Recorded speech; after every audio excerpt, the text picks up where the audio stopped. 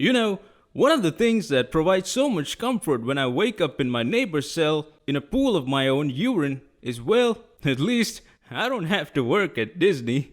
I mean, damn man, I can only imagine the workplace atmosphere there. Must be a bit like the music band in the Titanic, an hour after hitting the iceberg and everyone's still fiddling with their songs. A series of flops after flops with the recent Star Wars series, Marvel shows, live action remakes, Indiana Jones, and now, what the fuck is this? Look at this big ass dude here. It's like the studio has completely run out of money that it has to create live action homemade videos to upload on Hub. What is this like? A gangbanger or something? So this is the first look that we get from the Daily Mail. According to Disney, the 7 dwarfs are replaced with 7 magical creatures. Well, according to Hollywood Reporter, now there's a dwarf community in Hollywood as they have managed to divide even more people. So finding it offensive to dwarf characters because it's ableist, or in other words, take away jobs for 7 dwarf people, they have managed to make a diverse set of characters you would see in an onstage theatrical drama or in the homeless streets of LA.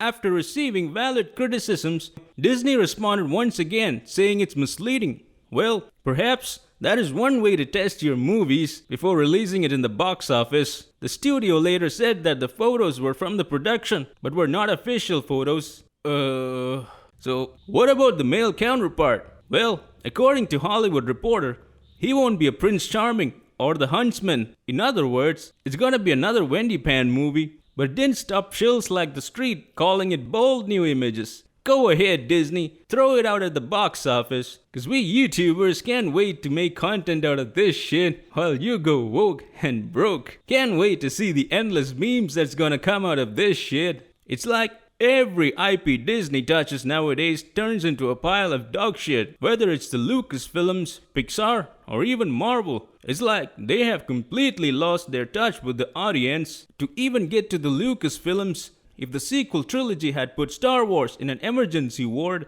then I'm pretty sure the Disney Plus shows pulled the plug altogether. But it's not just the movies and TV shows that's gone into a state of insanity. The opening of Galaxy's Edge theme park was a great chance for them to revive interest in the brand, giving fans a chance to interact with their favorite characters from the good old times. That was the idea, until Kathleen Kennedy bravely stepped in and mandated that the whole place had to be themed around the sequel trilogy instead. You know, the ones that nobody even bothered to watch in the first place. Now I see why she was made the president of Lucasfilms.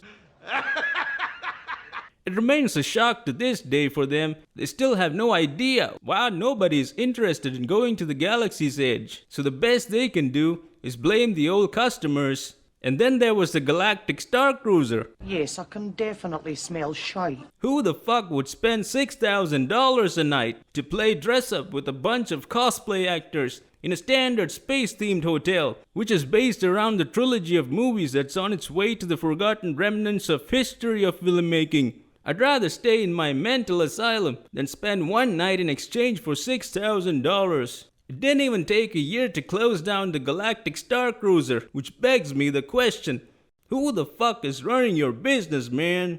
And then you have a bulk load of garbage shows on Disney Plus, like The Willow, which went straight into a void of oblivion. These shows were too much for their servers to handle and maintain that even their recycle bin told these shows to fuck off. Not to mention, entire stores filled with shelf after shelf of unsold merchandise, the only set of Star Wars films in history to actually lose money. What a waste. Anyway, think we've gotta go now, before the warden sees us ranting.